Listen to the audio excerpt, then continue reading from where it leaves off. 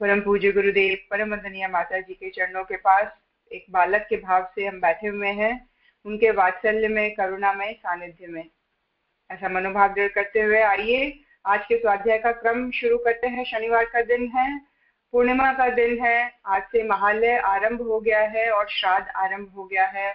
पितरों को अपनी श्रद्धा व्यक्त करने का समय शुरू हो गया है। उनसे अधिक आशीर्वाद, उनसे अधिक सहायता लेने के लिए ये बहुत जरूरी है कि हम सन्मार्ग की ओर अग्रसर हों, हम सच्चे मार्ग की ओर बढ़े, ताकि हमारे पितर हमें हमारे सहायक बन सके, हमें आशीर्वाद दे सके। और सबसे महत्वपूर्ण वंदनीय माता जी के महाप्रयाण का दिवस।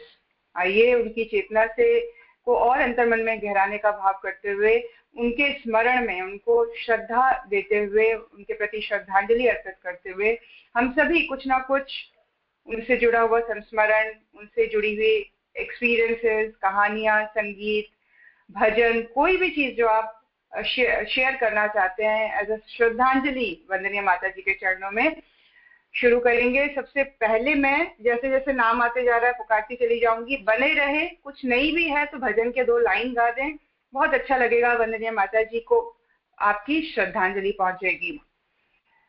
सबसे पहला नाम अर्चना मेहता का है। मीकू, तुम कुछ कहना चाहिए, गाना चाहोगी? अनम्यूट कर सकते हैं सभी। अपने अपने मोबाइल के माइक का ध्यान रखिएगा, कहीं गलती से अनम्यूट ना हो जाए, ताकि दूसरे डिस्टर्ब ना हो। अर्चना मेहता, मीकू। सभी को प्रणाम। मैंने गूगल से एक सर्च किया है, मैं वही सुनाने जा रही हूँ आप लोगों को माता जी के बारे में।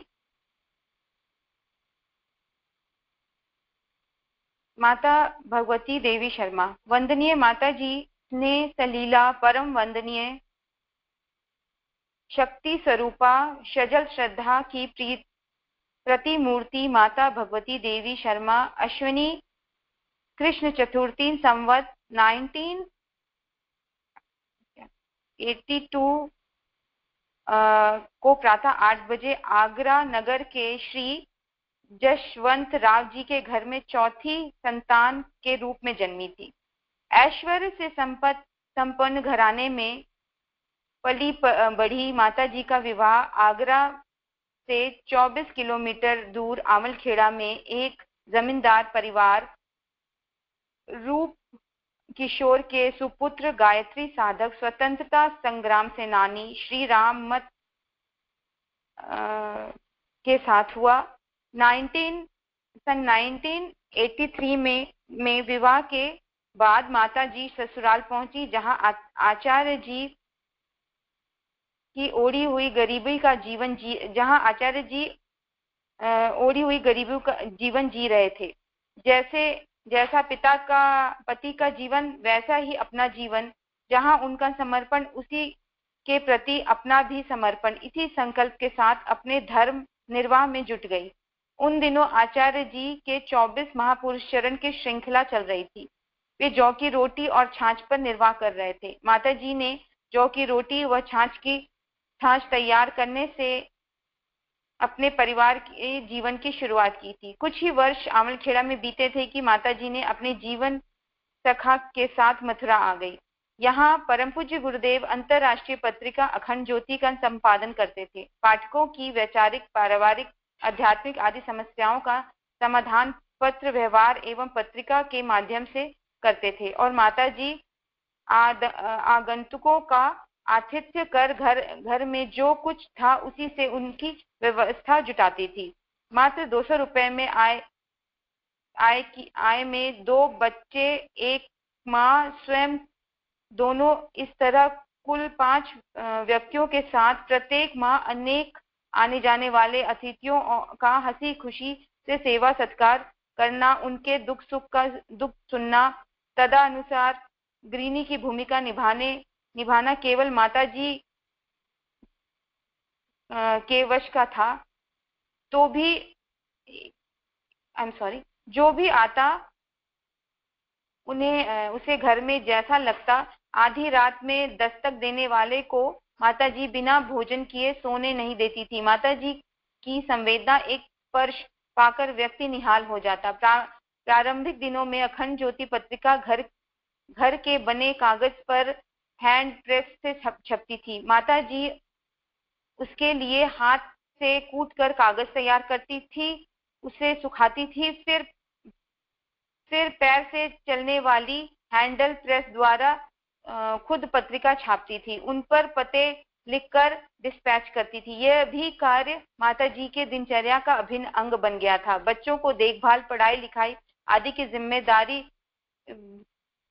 जिम्मेदारी थी ही। इसी श्रमपूर्ण जीवन से माता जी को आगे चलकर परम वंदनीय माता जी के भाव भरे वात्सल्यपूर्ण संबोधन से नवाजा गया और वे जगन माता बन गई। माता जी कहती थी, हमारा अपना कुछ नहीं है, सब कुछ हमारे आराध्य का है। समाज राष्ट्र के लिए संपत्ति है। अवसर आने पर इसे सत्य कर दिखाती थी।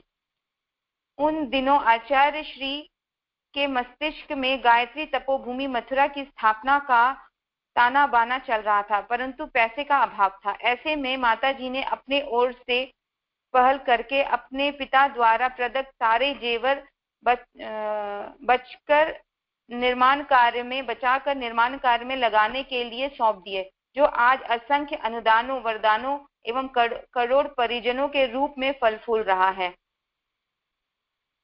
तो ये मैंने ये लेख पढ़ा है, इसमें दिखाया है कि माता जी इतनी दिव्य बड़ी शक्ति होकर स्वयं माँ दुर्गा का अवतार है हमारी माता जी, और इतनी डाउन टू अर्थ। तो हमें माता जी से ये सीखने को मिलता है कि जिस तरह माता जी ने गुरुदेव के कार्य में अपना सब कुछ समर्पित कर दिया, तो गुरुदेव हमसे इतना भी नहीं मांगते हैं। वो बस बोलते हैं आप दिन में अपना 1 घंटा लगाइए टाइम, या आप तो हमारे इतनी सुविधा है कि हम ऑनलाइन भी मीन्स इंटरनेट के थ्रू भी गुरुदेव का प्रचार प्रसार कर सकते हैं और पर्सनली मिलकर भी कर सकते हैं। तो जब माता जी, हमारी माता जी इतना इनका समर्पण का भाव हमें ये सिखाता है कि हम भी, हमारे अंदर भी उनके अंदर का एक बूंद समर्पण का भाव आए, तो हमारे भविष्य के लिए और भी हमारा भविष्य उज्जवल हो जाएगा। हमारे आने वाले जो समय है बच्चों का, हमारे बच्चों का भविष्य उज्जवल हो जाएगा। बस इतना ही। सभी का धन्यवाद।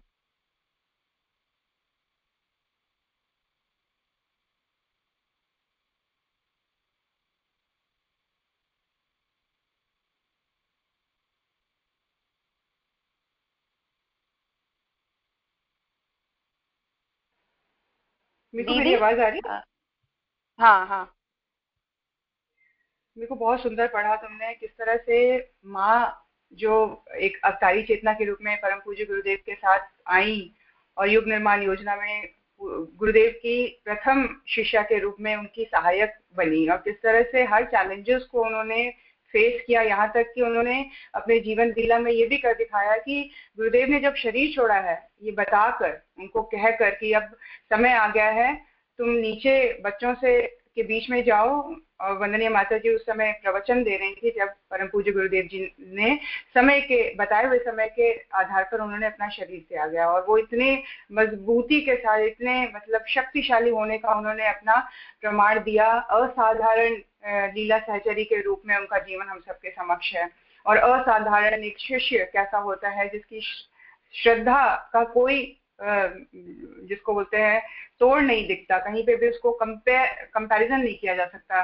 इस तरह की, इस लेवल का समर्पण, इस लेवल की श्रद्धा वंदनीय माता जी के जीवन से हम सीख पाते हैं। आगे के क्रम में डॉक्टर कमलेश जोशी आंटी जी, अंकल जी बारी बारी से बोल सकते हैं, समय का ध्यान रखते हुए। सभी को प्रणाम। आज कल हमने एक ऑडियो सुना था ना कि पितरों के बारे में, तो ये गुरुदेव माता जी भी हमारे बहुत ही हायर लेवल के पितर हैं, जो मतलब विष्णु भगवान माने जाते हैं पितरों के देवता। तो हम उनको भी नमन करेंगे पूरे पितृ पक्ष में, माता जी को कोटि कोटि नमन।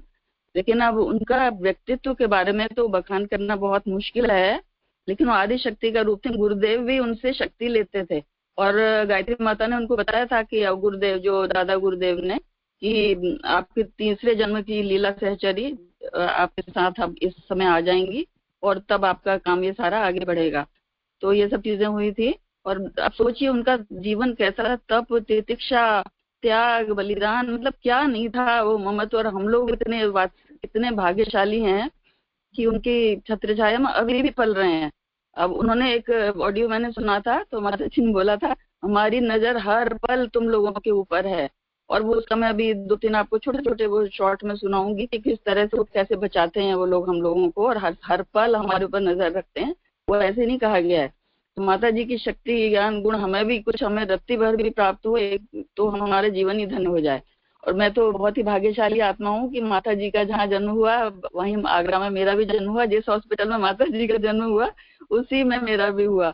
और गुरुदेव माता जी की ऑरा में हम लोग बचपन से पले बढ़े, तो बहुत ही अपने को भाग्यशाली समझते हैं, क्योंकि उनकी एनर्जी लगता है लगातार हमें मिलती रहती है। और मुझे तो हमेशा ये फील होता है माता जी इस घर में है, और हम तो उनको मतलब अपना हेड ऑफ द फैमिली बना के रखा हुआ है कि उनके घर में हम लोग रहते हैं, वो सारा सब कुछ मैनेजमेंट करते हैं। तो इस भाव से अगर हम रहने लगे ना तो बहुत सारा आपको लगेगा कि बहुत सारी प्रॉब्लम खुद ही सॉल्व हो गई। हम बच्चे बन के रहो तो उसमें सबसे बड़ा फायदा है, और सब कुछ मैनेजमेंट उन लोगों बड़ों के ऊपर छोड़ दो। तो एक तो ये है। और उनकी तप तितिक्षा का तो आप देखिए, आप सोचिए माता जी का कितने संपन्न घराने की शहर में रहने वाली थी, और गुरुदेव गांव के, उन्होंने किस तरह सामंजस्य स्थापित किया। उसके बाद इतनी ओढ़ी हुई गरीबी, मतलब वो तो पूरा संघर्ष का जीवन है। और उसके बाद भी उनकी जो उन्होंने लिखा है या जो उद्बोधन करती थी उसमें पूरा बैलेंस होता था। गुरुदेव तो सूर्य थे, प्रखर तेजस्वी, और माता जी जो है चंद्रमा। अगर वो नहीं होती तो इतना बड़ा परिवार खड़ा नहीं हो सकता था, क्योंकि वो गुरुदेव को तो बहुत ये थी कि ये काम करना है वो करना है। माता जी फिर वो चंद्रमा बन के सबको प्यार से दुलारती। यहाँ तक कि वो लोग आते थे, माता जी भाव पढ़ लेती थी और कहती थी, बेटा तू कुछ कोई प्रॉब्लम नहीं है, तू तेरी सब बेटी की शादी, मतलब जो भी कोई प्रॉब्लम होगी वो सब ठीक हो जाएगी, तू पहले खाना खा ले। फिर वो गुरुदेव के पास जाते थे, तो गुरुदेव कहते थे, इतना तालमेल था, मतलब इस कदर मन का, समझ लो 2 शरीर 1 प्राण आत्मा थे, कि वो कहते थे गुरुदेव माता जी ने कह दिया है ना, वो आदि शक्ति है, वो तेरे को आश्वासन दिया है ना, तो तू क्यों मुंह लटकाए खड़ा है। बस इतने में ही काम हो जाता था। मतलब इस तरह का उनका आपस में था। और बल्कि कई भाइयों ने हमें बताया भी, हम लोग तो बहुत छोटे थे उस टाइम, कि गुरुदेव फोटो रखते थे माता जी की अपनी एक अलमारी में। उन्होंने एक बार अलमारी खोली तो एक भाई ने पूछा कि गुरुदेव आप माता जी की फोटो? कहते हैं हम भी इन्हीं से शक्ति लेते हैं। और कई लोगों ने देखा एनर्जी ट्रांसफर की जो प्रक्रिया होती थी, और पूरी योगिनी थी वो। तो जब वो योग साधना से अपने शरीर को छोड़ के वो एनर्जी बॉडी या उसमें जाती थी, तो गुरुदेव उनके शरीर की रक्षा करते थे। और जब माता जी जब गुरुदेव जाते थे ऊपर, उसको एसेंशन जो भी कुछ बोलते हैं, योग की बहुत ही ऊंची वाली प्रक्रिया, तो उस समय माता जी रक्षा करती थी। तो इस तरह से वो बहुत ही उच्च कोटि के योगी और साधक थे।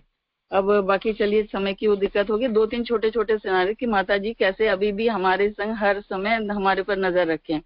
ये उत्तराखंड में, हम आपको पता ही है, उत्तराखंड में ऐसी सड़कें होती हैं बहुत ही, कहीं भी गाड़ियां गिर जाती हैं, खाइयां होती हैं। तो ये वाला बलि प्रथा के अगेंस्ट सेवा का काम चल रहा था, गुरुदेव ने जो अपॉइंट किया था हमें।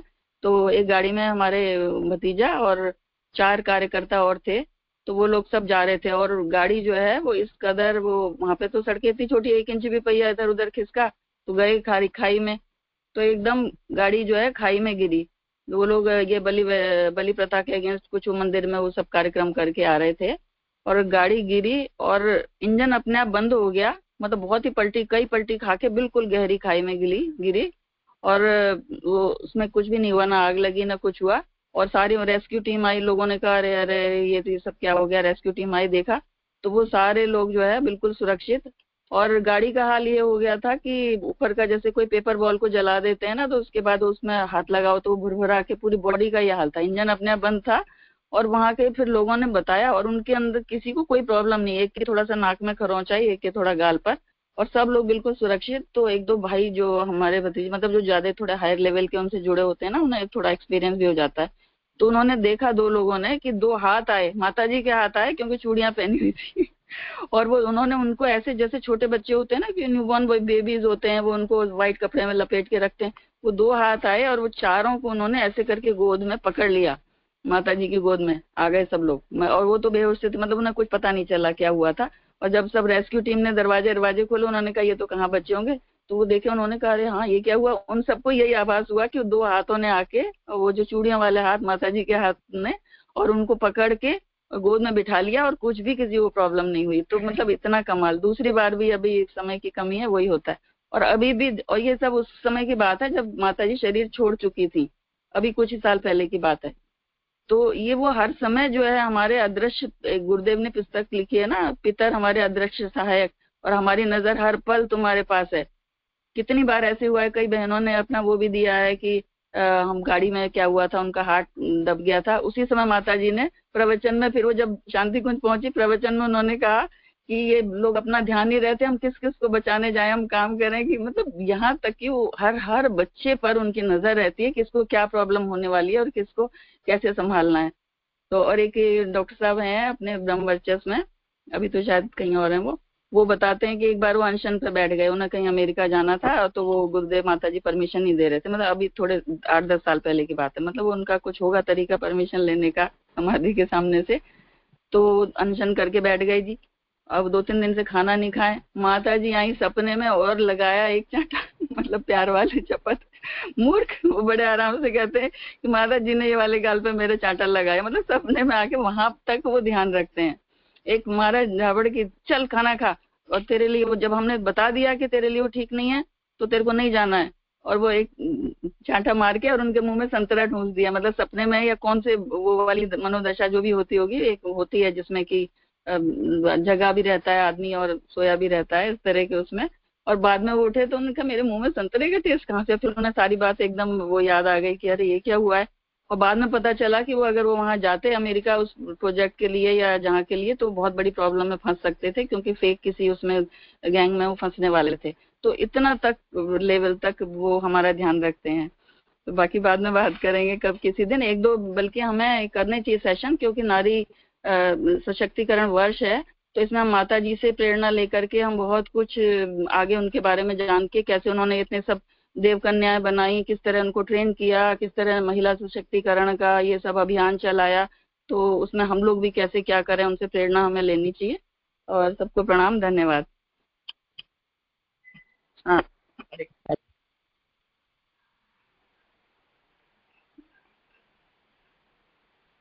जोशी आंटी जी, आपने बहुत सुंदर बताया। सबसे पहली लाइन जो टच कर गई वो ये कि सबसे बड़े और हम लोग के सुप्रीम जो पितर हैं वो गुरुदेव माता जी हैं।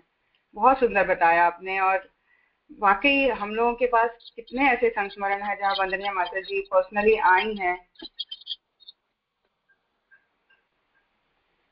आई हैं और लोगों को हेल्प की है। यहाँ तक कि अभी कुछ बोलना चाहते हैं आंटी आप? ओके। हाँ, मैंने कहा आज मैडम का हमारा बर्थडे भी है, थोड़ा इस बीच में स्वस्थ भी रही हैं, तो आप सबका जो है आशीर्वाद मैडम को मिले, डॉक्टर कमलेश जोशी जी से। धन्यवाद जी अंकल जी, जरूर। हम सब की तरफ से डॉक्टर जोशी आंटी को जन्मदिन की बहुत बहुत बधाई हो। बहुत ही सुंदर दिन आपका जन्म हुआ है। आप निश्चय ही वंदनीय माता जी के अंश के रूप में उनके ही एरिया में आपने जन्म लिया, उसी स्थान में जन्म लिया, उनकी छत्रछाया में जन्म लिया है। आपका जीवन सौभाग्यशाली है और आप शुरू से लेकर अंत तक उनके साथ जुड़ी रही हैं और कई जन्मों से जुड़ी हुई होंगी। निश्चय ही तभी ऐसा एक सिचुएशन बनी है आपके उसमें। बहुत बहुत बधाई हो हम सब की तरफ से। आगे के क्रम में जया मासी, आप कुछ शेयर करना चाहेंगे या बच्चा कोई भजन गाना चाहेगा?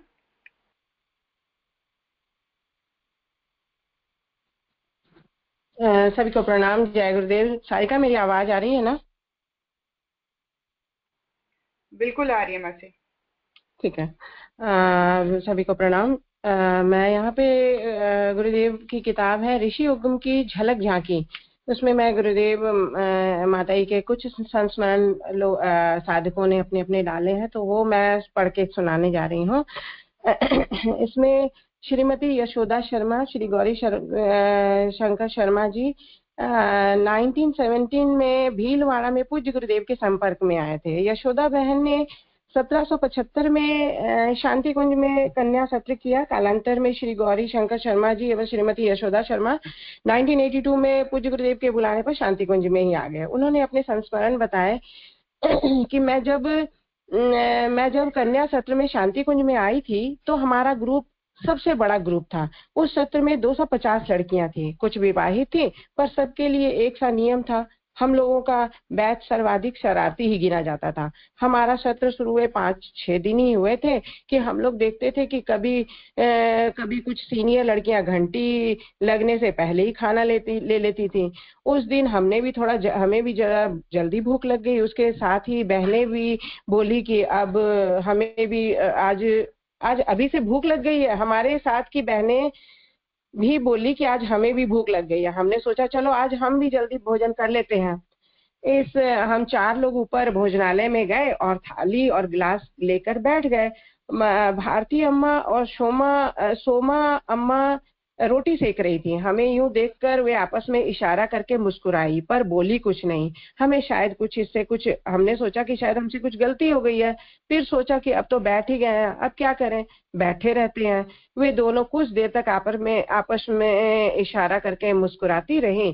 फिर अचानक भारती अम्मा उठी और हमारे सामने से थाली उठाकर ले गई और बोली कुछ नहीं। हमें कुछ अपमान सा महसूस हुआ।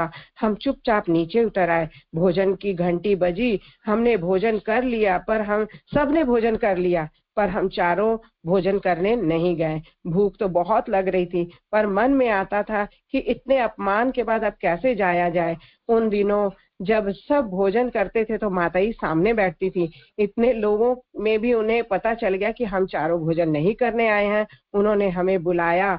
हिम्मत बटोर कर हम लोग गए। माताजी अपने कमरे में थी, हम वहीं चले गए। माताजी ने पूछा, लाली खाना क्यों नहीं खाया? माताजी ने कि इतना पूछते ही हमारी तो रुलाई ही फूट गई। हम फपक कर रोने लगे और फिर सब सारी बात बताई। कहा माताजी वो हमें हमारी गलती बताती, हमें समझा देती, हमें बुरा नहीं लगता, पर इस व्यवहार से हम खाना खाने कैसे जाएं?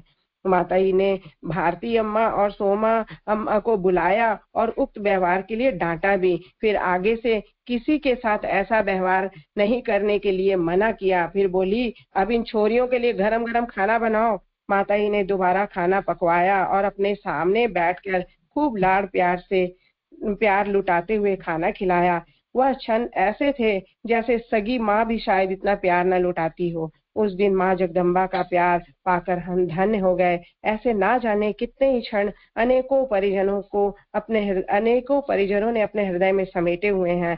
आज भी जब हम उन पलों को याद करते हैं तो सजीव उठते हैं। धन्य है हमारी माँ अम्बा जगदम्बा गुरु माता। जय गुरुदेव।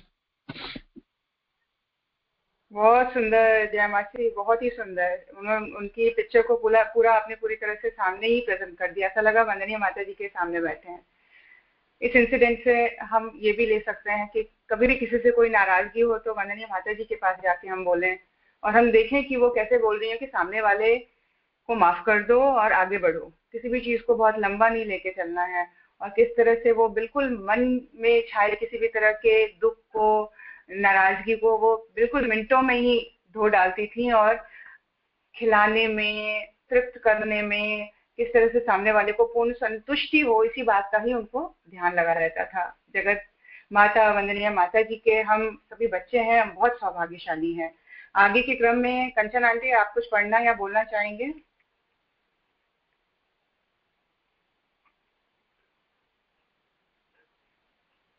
लता मासी आप कुछ पढ़ना या बोलना चाहेंगे?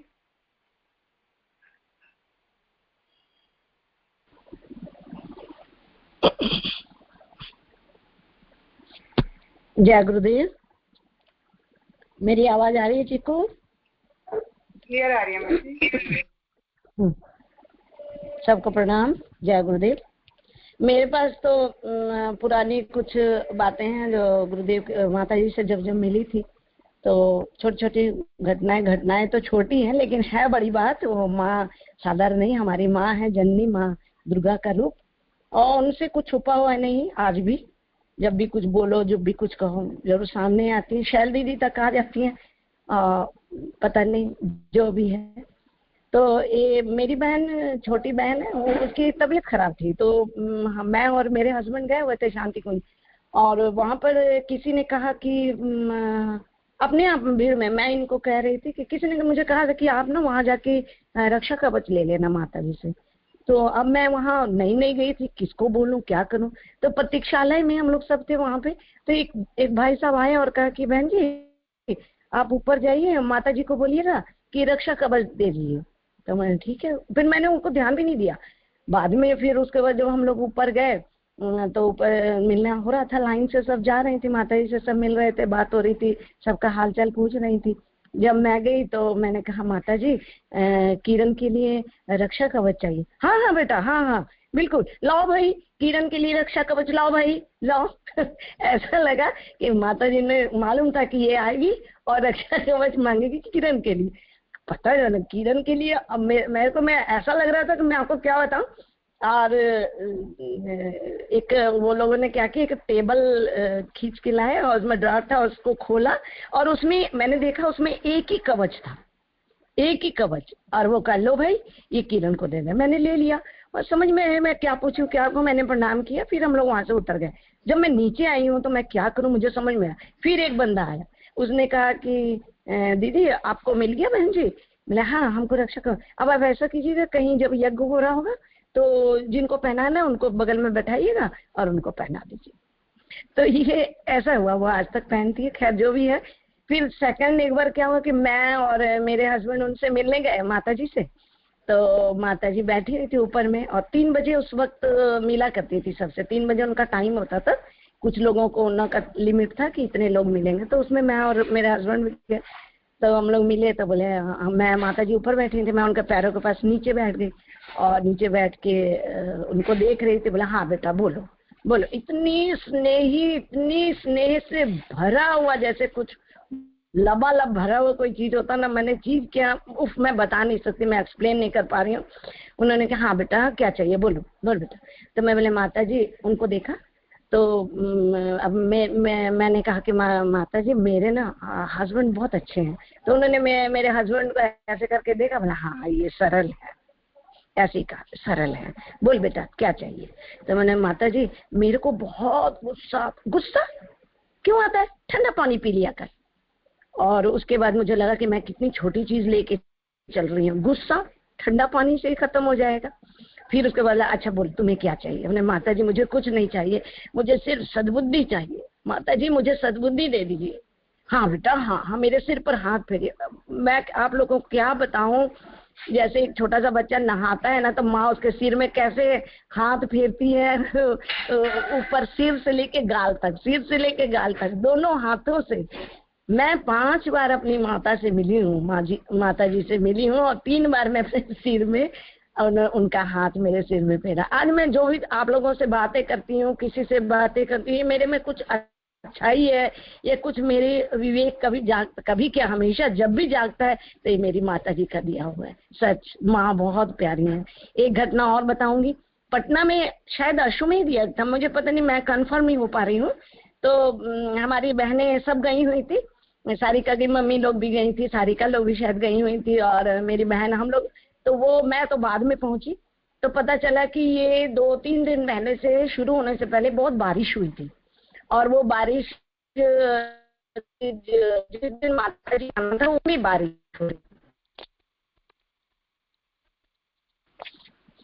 उस दिन भी बारिश हो रही थी। और किरण का बॉबी का फोन आ रहा है, फोन कर लो। तो बारिश में क्या हुआ कि फिर ये लोग उस दिन रात में लोग जब सोए ना तो हल्की हल्की बारिश थी। तो जब इन लोग सोए तो चादर वगैरह बिछाया गया। तो जब इन लोग रात में इन्होंने देखा, इन लोग की पीठ सब हल्की हल्की भीग गई थी, मैंने इतनी बारिश थी। हाँ इतनी मिट्टी इतनी मैंने मुलायम हो गई थी, इन लोग के लेटने से वो धस जा रही थी, इन लोग के सोने से गदगद हो गया था और पीठ गिल्ली हो गई थी। तो सुबह जब माता जी आई हैं, मैंने 9-10 बजे के करीब, तो उन्होंने देखा कि और ऐसी हालत है। तो उन्होंने वहां पहुंचते ही वहां अनाउंस हुआ 11 बजे के करीब, 11 बजे के करीब अनाउंस हुआ कि माता जी कह रही कि मुझे दुख हुआ कि आप सबको बहुत कष्ट हुआ है, लेकिन अब वरुण देवता से मैंने बात कर ली है, अब कोई बारिश नहीं होगी। उसके बाद जो मौसम ठीक होना शुरू हुआ, 1-2 बजते बजते एकदम धूल भरी आंधी आनी शुरू हो गई। इतना सूख गया। कार्यक्रम एक खेत में था और जो खेत एकदम लबालब पानी से भर के एकदम गिल्ला हुआ पड़ा था, वो फट गई जमीन, इतनी सूख गई थी।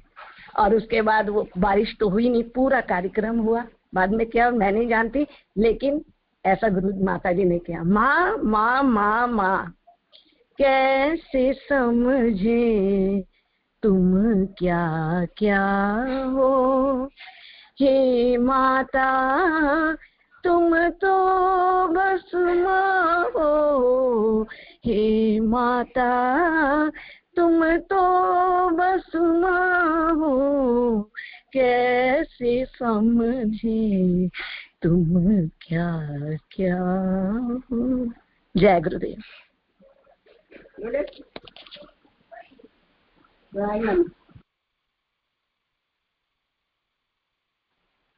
बहुत सुंदर लता मासी, बहुत सुंदर इंसिडेंट्स आपने बताए। किस तरह से वंदनीय माता जी हम सब की जरूरतों को देखती हैं, लाइफ में हमें किस चीज की जरूरत है, कैसे सुरक्षा करती हैं, किस तरह से हमारी रिक्वायरमेंट को देखती हैं, और किस तरह से उन्होंने अश्वमेध यज्ञ में एक पूरी तरह से ओपनली अपनी शक्ति का एक अंश अपने बच्चों के सामने प्रकट किया कि देखो किस तरह से ये प्रकृति भी मेरी मुट्ठी में है। तो ये जगन माता है, ये समस्त सृष्टि का आधार है, और इनके अंदर से ही ये सारी सृष्टि प्रकट हुई है, और उसके नाते हम उनके बच्चे हैं, और जन्म जन्मांतरों की ये हमारी माता हैं, और हमें पूर्ण रूप से सुरक्षा प्रदान कर रही हैं, हमें स्नेह दे रही हैं। उनके साथ हम जुड़े रहें, ऐसे कर्म से, ऐसे वचन से, ऐसे हम संकल्पों से जुड़ें कि हम अधिक से अधिक श्रेष्ठ बनते हुए उनके अंश बने, उनके सहायक बने, उनके कार्य में सहायता करें।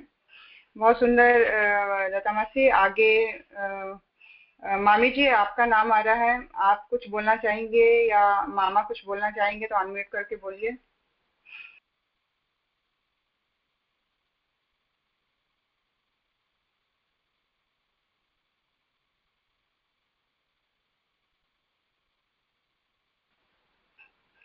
आगे के नाम मैं पढ़ देती हूँ। अरोड़ा आंटी, आप कुछ पढ़ना या बताना चाहेंगी?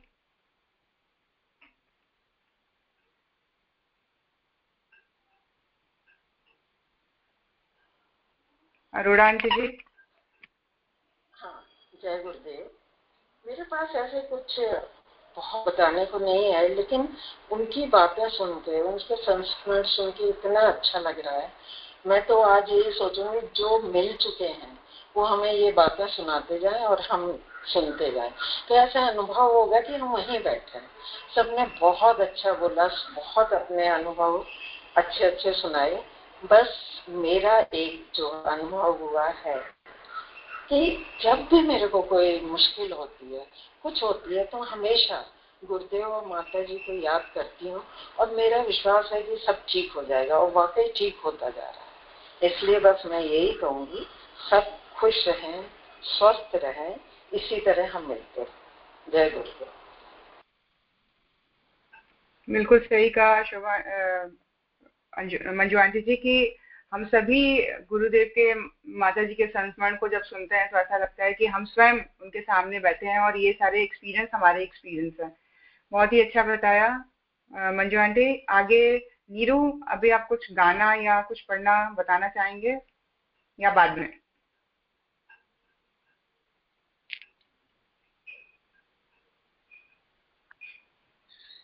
थोड़ी देर बाद में, थोड़ी देर, थोड़ा सा। आगे के क्रम में पूर्णिमा का नाम आ रहा है। पूर्णिमा, कुछ बोलना या कुछ बताना चाहोगी? शांति कुंज का एक्सपीरियंस भी बता सकते हो। आप लोग तो नहीं जुड़े हो, लेकिन हम लोगों ने वंदनीय माता जी की लीला यात्रा भी पढ़ी थी। किस तरह से लोगों के एक्सपीरियंस हुए, आप कुछ शेयर करना चाहोगे?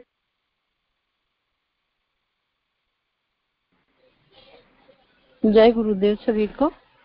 सर, मेरा पहला तो शांति कुंज का एक्सपीरियंस बहुत ही अच्छा था। पूरा हम लोग इतना थके हुए थे क्योंकि फर्स्ट टाइम वहां गए थे, और एकदम मॉर्निंग ही हो गई थी हम लोग को पहुंचते पहुंचते ना। तो वहां पहुंचकर एकदम ऐसा लगा कि कुछ थकान ही नहीं है यार, यहाँ के इसमें पैर रखते साथ ही एकदम लाइट हो गया है बॉडी ना। तो तभी लगा कि यहाँ जरूर कुछ ना कुछ तो है। फिर उसी वजह से मंजू आंटी का जो एक्सपीरियंस है सब वैसे कुछ सिमिलर मुझे भी है कि जब भी कभी कुछ मुसीबत होती है तो बस किसी से कुछ बोलना नहीं है, एक तरफ चुपचाप आंखें बंद करके बैठ जाना और सिर्फ गुरुदेव और माता जी को याद करना है कि किसी तरह से इस मुसीबत से पार लगा दीजिए। और सच में वो काम पार हो जाता है, मतलब पार हो जाता है। इतना मतलब ये लगता है किसी की कंचन भाभी को बहुत ही मैं बोलूंगी कि उनको बहुत धन्यवाद देती हूँ कि उन्होंने इस चीज से हमको जोड़ा। नहीं तो हम लोग को तो कुछ पता भी नहीं था कि ऐसा कुछ आरडी में होता भी है या जुड़ जाना चाहिए, जाना चाहिए, करना चाहिए। तो भाभी हमेशा बोलती रही कि एक बार चलो चलो, उनके साथ जाने से जो है तो अब तो खैर अब तो छूटेगा ही नहीं कभी, ऐसा लगता है। अब तो ऐसा लगता है कि सच में बहुत जन्मों का ही साथ है। कुछ भी अपने मन में कोई अंतर्द्वंद चल रहा है, कुछ भी घटना घट रही है, चुपचाप बैठ के याद करो, सब एकदम हल्का होता है मन। बस जय गुरुदेव, यही शेयर करना चाहती थी। बहुत बहुत धन्यवाद पूर्णिमा। बिल्कुल सही बात है कि गुरु से अचानक ही मिलना नहीं होता है, ये बंधा हुआ है, समय भी बंधा हुआ है, और हर जन्म में गुरु स्पेसिफिक होता है। आप सबको गुरु नहीं बना सकते, और वो समय के साथ अपने आप ही मिलता चला जाता है, और एक बार जुड़ना हमेशा का जुड़ना हो जाता है। बहुत ही सुंदर पूर्णिमा। आगे पुष्पा झा दीदी, आप कुछ बोलना चाहेंगे, कुछ गाना चाहेंगे तो?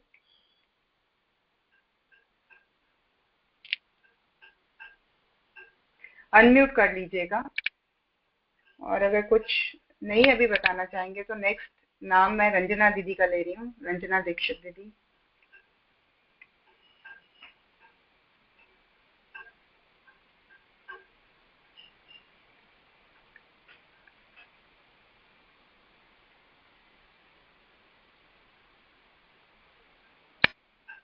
आगे मेरे ख्याल से नए कोई मेंबर है, रिंकी। रिंकी दीदी, आप कुछ बोलना चाहेंगी या कुछ गाना चाहेंगी भजन? वंदनीय माता जी के नाम से जरूर कुछ बोलिए। आज उनका महाप्रयाण दिवस है। रंजना दीक्षित दीदी, आप कुछ भजन गाना चाहेंगी? आप सभी अपना अनम्यूट कर सकते हैं, माइक को अनम्यूट करके बोल सकते हैं। जब तक मैं नीरू को बुलाती हूँ। हाँ, सॉरी।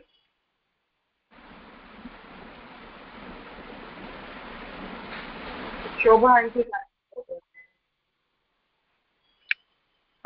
चलिए आगे नेक्स्ट शोभा आंटी, आप ही बोलिए, आपकी आवाज आ रही थी। शोभा आंटी।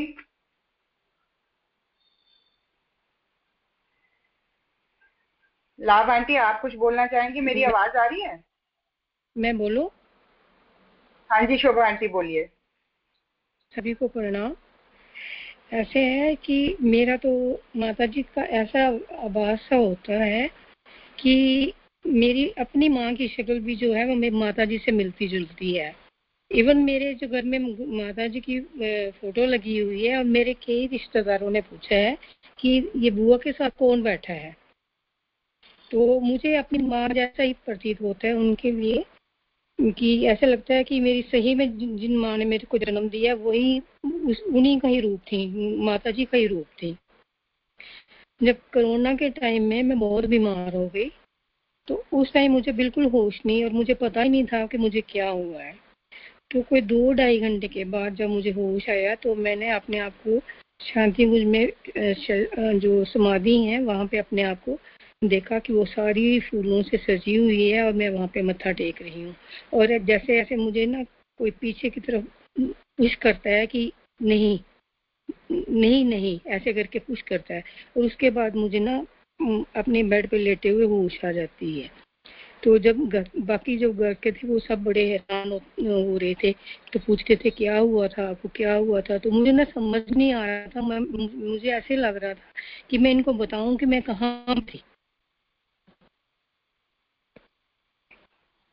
इनको बताऊं कि मैं कहाँ पे थी, पर मैं ना एक्सप्लेन नहीं कर पा रही थी किसी को भी कि मैं कहाँ पे थी। और मुझे ऐसे लग रहा था जैसे बहुत ही आनंददायक स्थिति होती है वैसे, और अभी भी उस चीज को मैं याद करती हूँ ना तो मुझे बहुत ही अच्छा महसूस होता है।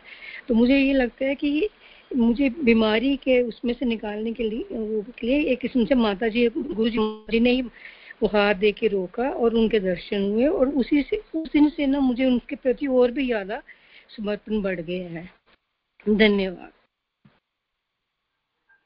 बहुत सुंदर शोभा आंटी, आपने अपना एक्सपीरियंस बताया, किस तरह से वंदनीय माता जी की चेतना के साथ आप जुड़ी और किस तरह से आपको ये अनुभूति हुई है। बहुत सुंदर। आगे शीला दीदी से मैं रिक्वेस्ट करूंगी, शीला दीदी कोई भजन या वंदनीय माता जी से रिलेटेड कुछ भी आप शेयर करना चाहेंगे तो? शीला दीदी अनम्यूट करके बोलिए दीदी।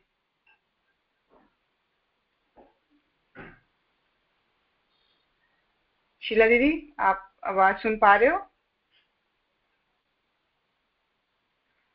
लाभ आंटी आप कुछ बोलना चाहेंगे? लाभ आंटी,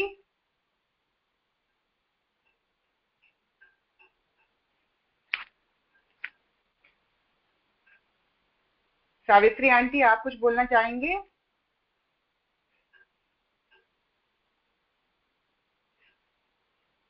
अनम्यूट करके बोलिए, अनम्यूट करके। चलिए आगे फिर से नाम ले लूंगी मैं जिनका जिनका छूट गया है। आगे मैं मम्मी आप कुछ शेयर करना चाहेंगी या कोई भजन गाना चाहेंगे? आपके बहुत सारे अनुभूति हैं वंदनीय माता जी के साथ, आप कुछ शेयर करना चाहेंगे तो अनम्यूट करके बोलिए।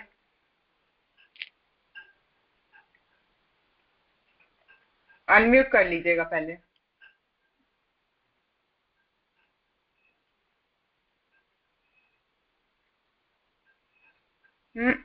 आवाज नहीं आ रही है।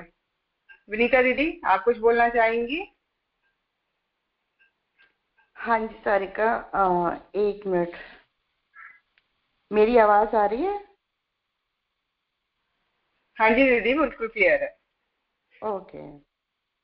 मैंने अभी गूगल पे ही सर्च किया था, माता जी के जीवन के बारे में थोड़ा सा मैं बताना चाहूंगी।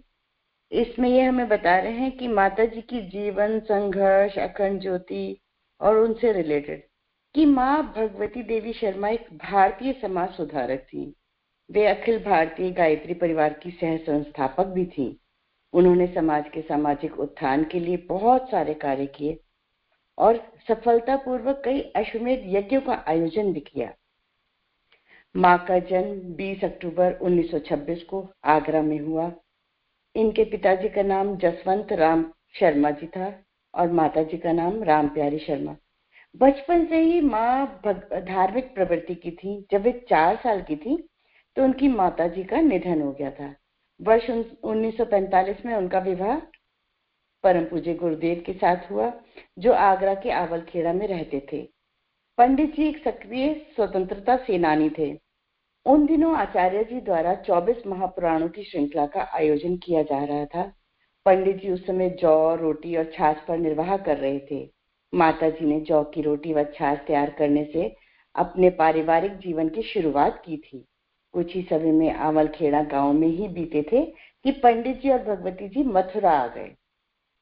यहाँ पंडित जी ने अखंड ज्योति नामक पत्रिका का प्रकाशन किया था और पाठकों की वैचारिक, पारिवारिक, आध्यात्मिक समस्याओं का समाधान अपनी पत्रिका के माध्यम से करते थे। माँ भगवती देवी घर में आने वाले अतिथि का स्वागत करके घर में जो कुछ भी होता था बस उसी से ही उनकी व्यवस्था जुटाती थी। मात्र 200 रुपए की आय में 2 बच्चों, 1 माँ, इस तरह कुल 5 व्यक्तियों के साथ हर महीने घर आने वाले मेहमानों का स्वागत करना, एक सुगढ़ गृहिणी की भूमिका निभाना केवल माँ भगवती देवी के वश में ही था। जो भी लोग घर पर आते थे उन्हें अपने घर जैसा अनुभव होता था। आधी रात में आने वाले अतिथि को भी माताजी बिना भोजन किए कभी नहीं सोने देती थी। माताजी का सानिध्य पाकर व्यक्ति भव सागर से पार हो जाता था। शुरुआती दिनों में अखंड ज्योति पत्रिका घर पर बने कागज से हाथ प्रेस से छपती थी। भगवती देवी उसके लिए हाथ से कूट कर कागज तैयार करती थी, फिर उसे सुखाकर पैरों से चलने वाली हैंड प्रेस द्वारा स्वयं खुद छापती थी। यह कार्य भगवती देवी की दिनचर्या का अभिन्न अंग था। इसी श्रम पूर्वक जीवन के कारण भगवती जी को माता जी के नाम से पुकारा जाने लगा। माता जी कहती थी, हमारा अपना कुछ नहीं है, यह सब हमारे आराध्य का है।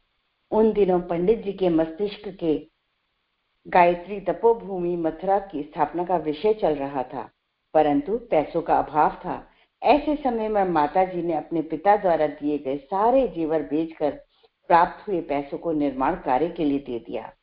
सन 1959 में आचार्य जी 2 वर्ष के लिए तप साधना के लिए प्रवास पर हिमालय चले गए थे।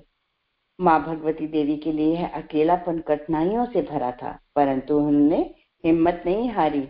भगवती देवी ने अपने वर्तमान दायित्वों का निर्वहन करने के लिए अखंड ज्योति पत्रिका का लेखन, संपादन, पाठकों का मार्गदर्शन बहुत कुशलता के साथ किया। माता जी के संपादन के कारण 2 वर्ष में ही अखंड ज्योति के पाठकों की संख्या कई गुना बढ़ गई। 1971 में शांति कुंज हरिद्वार की स्थापना हो चुकी थी। माँ भगवती देवी ने एक कुशल संगठन के रूप में इसका नेतृत्व किया। जून 1990 में पंडित जी की मृत्यु के बाद की घड़ी माता जी के लिए बहुत कठिन थी। माता जी ने 15 लाख लोगों के विराट जन समूह को आश्वस्त करते हुए कहा, यह देवी शक्ति द्वारा संचालित मिशन आगे बढ़ता चला जाएगा। और माता जी का कहना था कि भारतीय संस्कृति ही विश्व संस्कृति बनेगी। जहां पूरा विश्व सांप्रदायिकता और जातिवाद से जूझ रहा था, तब माता जी ने अश्वमेध यज्ञों के माध्यम से सभी मतों, धर्मों, जातियों के लोगों को एक मंच पर लाकर खड़ा किया और छुआछूत के भेदभाव से ऊपर उठकर एक पंक्ति में बैठकर भोजन करने के लिए सहमत किया। वर्ष 1993 में 3 बार विदेश जाकर भारतीय संस्कृति का शंखनाद किया। 19 सितंबर 1994 को शांति कुंज हरिद्वार में माता जी का निधन हो गया। माता जी से जुड़े कार्य लाखों लोग आज भी राष्ट्र निर्माण के कार्य में लगे हुए हैं। तो ऐसी है हमारी वंदनीय माता जी का जीवन। बस मैं इतना ही कहना चाहूंगी। धन्यवाद। और आज जिन्होंने भी संस्मरण सुनाए, हम भी उसमें ऐसे भाव विभोर हो गए अंदर तक। बहुत अच्छा लगा। ऐसा लगा माता जी खुद हमारे मस्तक पर और गालों पर हाथ फेर रही हैं।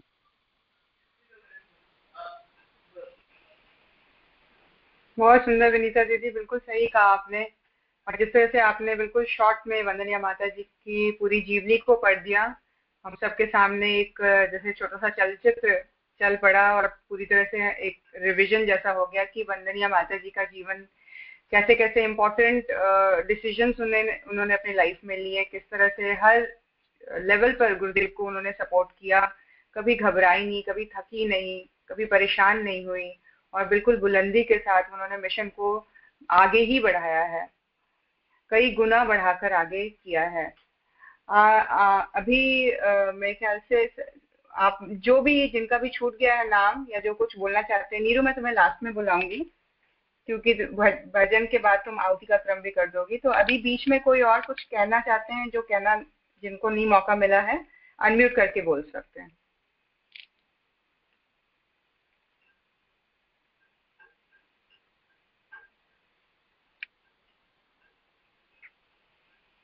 चलिए, मेरे ख्याल से अभी रेडी नहीं है बाकी लोग, तो मैं एक छोटा सा संस्मरण सुनाती हूँ। उसके बाद नीरू से रिक्वेस्ट करूंगी भजन के बाद भजन गा देंगे। फिर मीको ने कुछ स्पेशल आहुतियां रेडी की हुई हैं आज, क्योंकि आज से श्राद्ध शुरू हो रहे हैं, तो आहुति का क्रम मीको करेगी। बहुत ही इम्पोर्टेंट ये वंदनीय माता जी के लोक यात्रा से निकाला है, जहाँ पे ये बताया जा रहा है कि उनके जो पेरेंट्स थे उनको क्या एक्सपीरियंस हुआ जब वंदनीय माता जी का जन्म होने वाला था। एक छोटा सा पाठ इसमें से बीच में से सुना देती हूँ।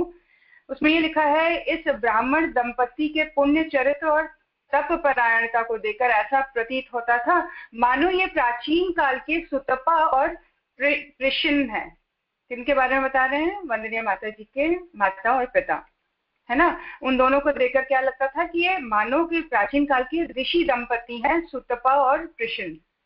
माता भगवती की उपासना आराधना दोनों का ही परम प्रिय कार्य था। जसवंत राय जी नित्य नियम से देवी सप्तशती का संपूर्ण पाठ किया करते थे।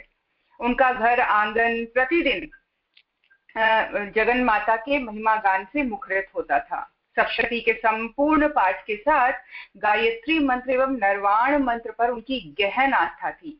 ओम ऐम ह्रीम क्लीम चामुंडाय विचय का जप करते हुए वह भाव विलीन हो जाया करते थे।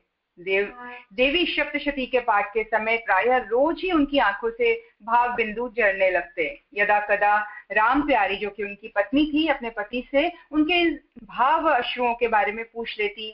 प्रश्न के उत्तर में वे गदगद हो ही कहते, जब मैं पाठ करता हूँ तब मुझे लगता है माँ छोटी सी बालिका के रूप में मेरे पास आकर बैठ गई हैं। मंत्र जप करते समय भी ऐसा ही लगता है।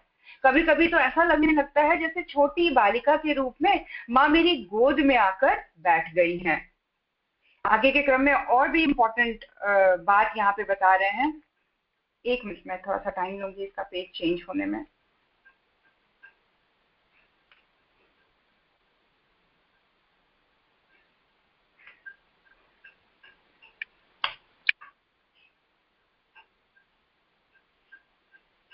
आई don't know, for some reason page change नहीं हो रहा है इसमें। तो मतलब इस तरह से हम देख सकते हैं कि कैसे उन्होंने ये कहा कि वंदनीय माता जी के आने के पूर्व की अनुभूति उनको साधना काल में किस तरह से होता था।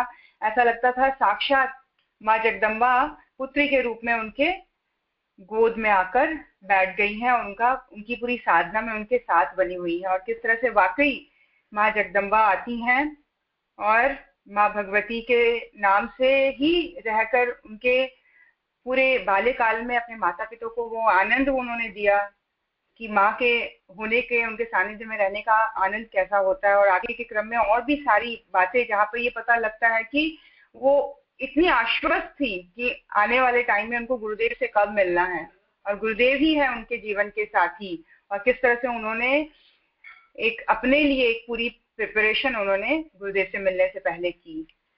तो हम सभी बहुत सौभाग्यशाली हैं। आगे के क्रम में मैं नीरू को बोलूंगी। नीरू अपने भजन के साथ और मीकू से आहुति के बाद सेशन को एंड करेंगे। बहुत बहुत धन्यवाद। जय गुरुदेव।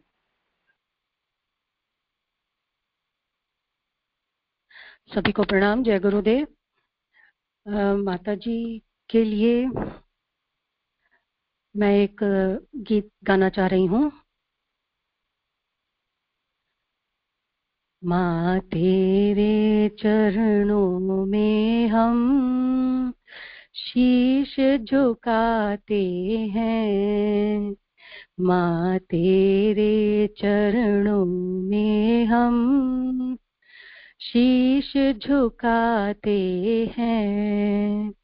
श्रद्धा पूरित होकर माँ दो अश्रु चढ़ाते हैं, माँ तेरे चरणों में हम शीश झुकाते हैं, माँ तेरे चरणों में हम शीश झुकाते हैं। झनकार करो ऐसी माँ सद्भाव उभर आए, झनकार करो ऐसी माँ सद्भाव उभर आए। हुंकार भरो ऐसी माँ दुर्भाव उखड़ जाए, हुंकार भरो ऐसी माँ दुर्भाव उखड़ जाए।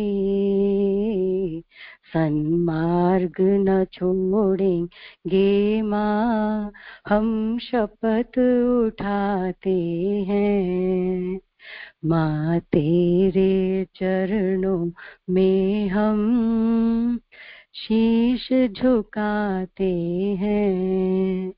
श्रद्धा पूरित होकर माँ दो अश्रु चढ़ाते हैं, माँ तेरे चरणों में हम शीश झुकाते हैं। सभी को प्रणाम। जय गुरुदेव। बहुत सुंदर नीरू, बहुत ही सुंदर आपने गाया। हाँ मिकू, कंटिन्यू करें। आप सबके लिए, सद्बुद्धि के लिए, सबके स्वास्थ्य संवर्धन के लिए और समस्त पितरों के लिए आहुति का क्रम मीकू के द्वारा।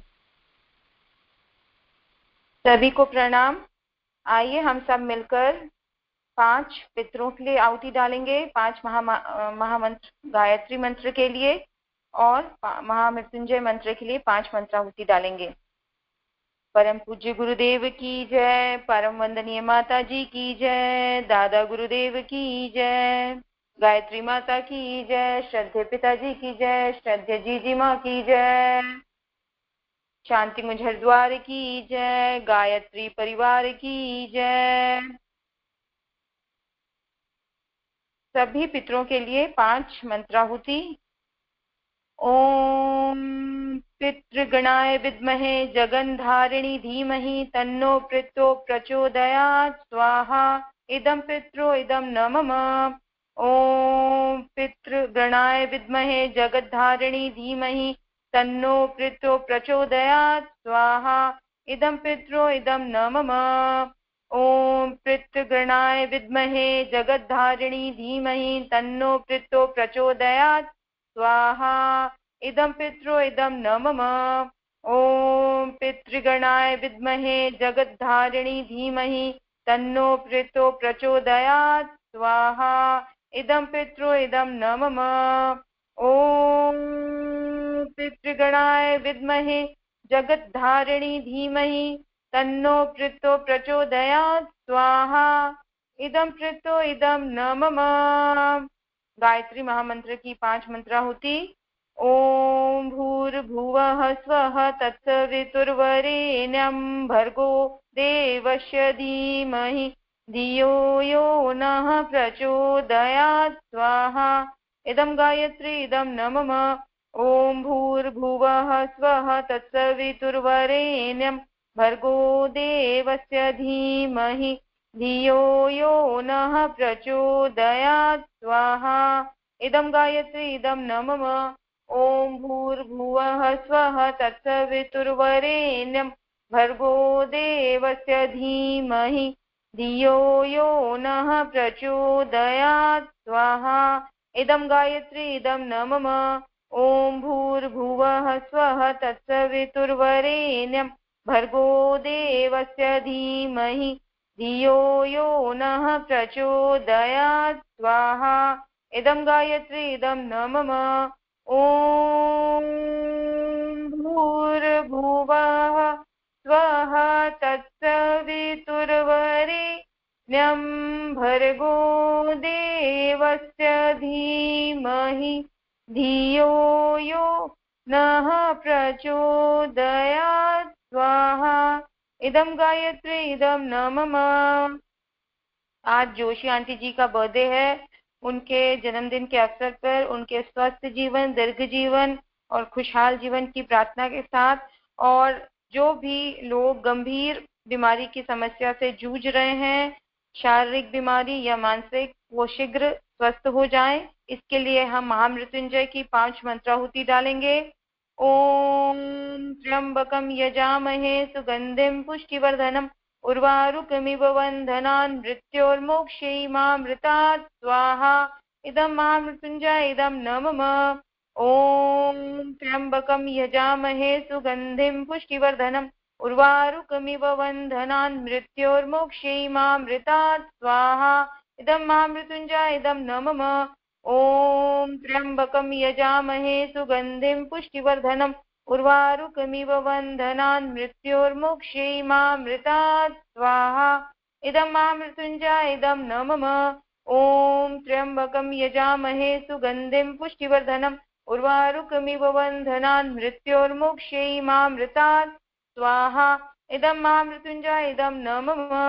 ओम त्र्यंबकं यजामहे सुगंधिं पुष्टिवर्धनम् उर्वारुकमिव बन्धनान् मृत्योर्मोक्षैमामृतात् स्वाहा।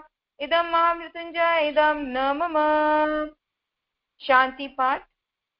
ओम द्योः शांति अंतरिक्षगं शांतिः पृथिवी शान्तिरापः शान्तिरोषधयः शान्तिः वनस्पतयः शान्ति विश्वे देवाः शान्ति ब्रह्म शान्तिः सर्वगं शान्तिः शान्तिरेव शान्ति क्षमा शान्तिरेधि।